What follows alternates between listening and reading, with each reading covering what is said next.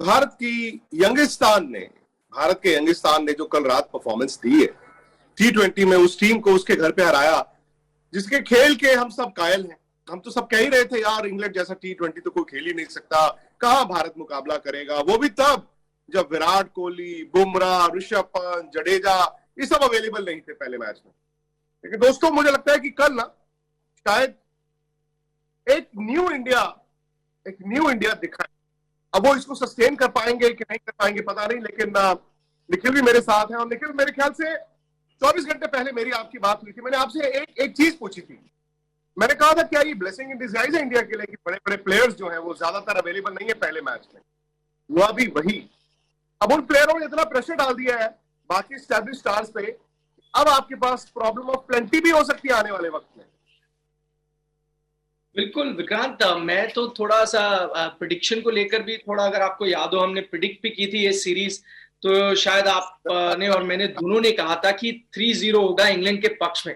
लेकिन कल जब हमने इंग्लैंड की टीम देखी ना, तो मुझे नहीं लगा कि एक तरफा होगी सीरीज। खासतौर पे आपने जब इंग्लैंड की बॉलिंग लाइनअप को देखा, तो जो इंग्लैंड का बॉलिंग अटैक है वो उतना आपको मजबूत नहीं नजर आता, और तब ऐसे लग रहा था कि 50-50 मुकाबला होगा, लेकिन अंत में तो 50-50 भी नहीं हुआ मुकाबला, बिल्कुल एक तरफा मैच हुआ है जिसको इंडिया ने डोमिनेट किया। मुकाबला ही नहीं हुआ, मुकाबला ही नहीं हुआ।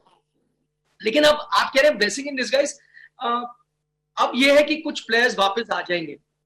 आई थिंक दो चीजें भारत के पक्ष में गई। एक तो जो आप पहले भी कह रहे थे कि बहुत गेंद स्विंग करेगी, उतनी स्विंग हुई। बड़ी इंटरेस्टिंग चीज मैं सुन रहा था, जॉस बटलर का कहना था कि देखिए स्विंग हुआ, उसको फायदा उनको मिला, लेकिन एक गलती शायद हमसे हो गई। उन्होंने कहा अगर एक दो बॉल बाउंड्री से बाहर जाती ना, तो शायद स्विंग भी होना गेंद बंद कर देती। उनको एक तो मतलब बड़ी हिटें चाहिए थी, उनको लगा था कि जो बॉल की जो शाइन है ना उसको खराब करने के लिए। उन्हें उनका कहना है कि वो एक तो बड़ी हिट्स आई नहीं शुरू में, और जब हिट नहीं आई गेंद स्विंग होती नहीं पूरे टाइम। फिर आपको किसने जिताया मैच? आई थिंक बॉलर ने जिताया। जो टोटल था on that pitch, or total था। तो जब आपके दिग्गज आएंगे फिर भी मुझे लगता है एक दो चेंजेस तो होंगे। ये बड़ा दिलचस्प होगा आपको, हम बैठ के अगर अब बात करें कि अब जब ये टेस्ट प्लेयर्स आ जाते हैं तो कौन फिट होगा, लेकिन फिर भी मुझे लगता है कुछ चेंजेस ये टीम करेगी। और ये नहीं है कि ये इंग्लैंड टीम वापसी नहीं करेगी। अगर आप ये इंडियन टीम भी खिलाओगे, तो अगर इतनी कंडीशन हेल्पफुल नहीं हुई, डे मैचेस है, तो ये इंग्लैंड का बैटिंग लाइनअप फायर भी करेगा। तो मतलब मुझे नहीं लगता इतना डिफरेंस है दोनों टीमों के बीच जैसा देखने को मिला है। सही बात है, और कम से कम ये है कि जो 3-0 हम दोनों ने कहा था इंग्लैंड की फेवर में, वो नहीं हो रहा। मैंने तो ये कहा था यार इंडिया एक मैच जीत जाए बड़ी गनीमत होगी, लेकिन इंडिया ने पहला मैच जीता है।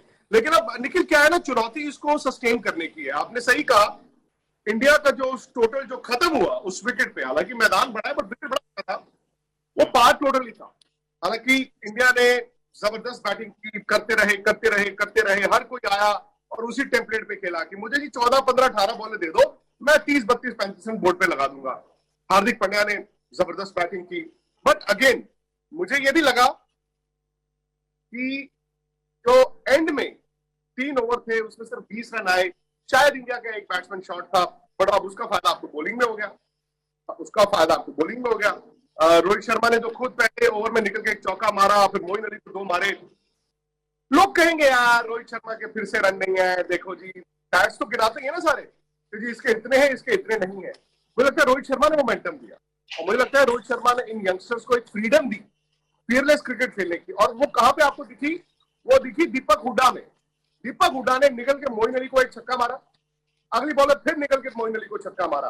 वो यंगस्टर जो आज अचानक से आपकी वर्ल्ड कप की फ्रेम में आ गया है, वो लड़के ने फिक्र नहीं की कि मैं आउट हो जाऊंगा, मेरा क्या होगा, मैं टीम में आऊंगा कि नहीं आऊंगा।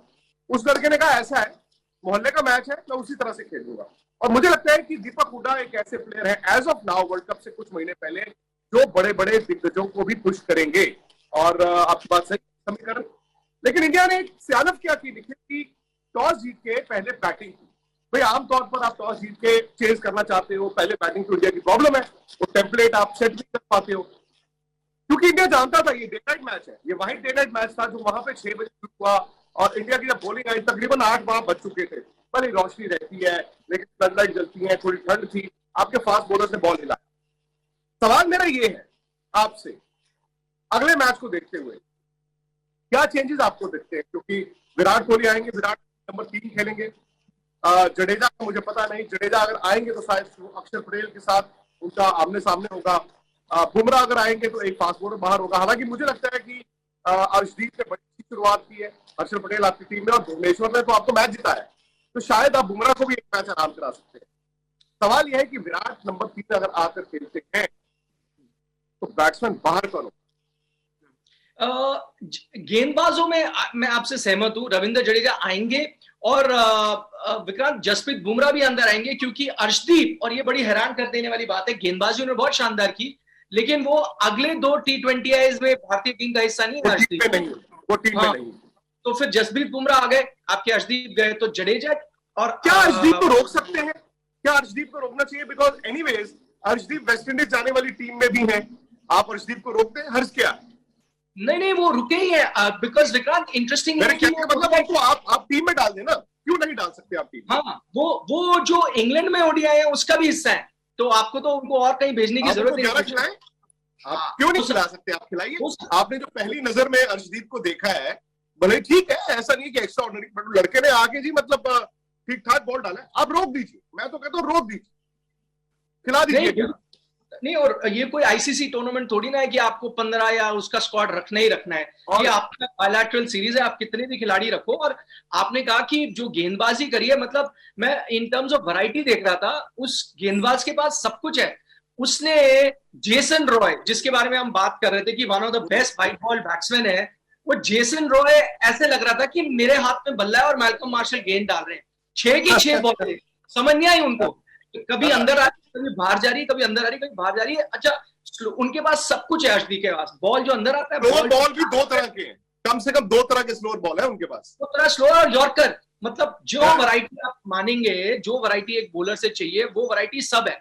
तो आप बिल्कुल सही कहते हैं। आई थिंक उनको रोक लेना चाहिए, वो वनडे टीम का हिस्सा तो है ही, तो आपको इंग्लैंड में भी है और फिर वेस्ट इंडीज भी जाना है, आप उनको रोकिए, उनको देखिए। बुमराह क्या देते हैं आपको तो पता है ही,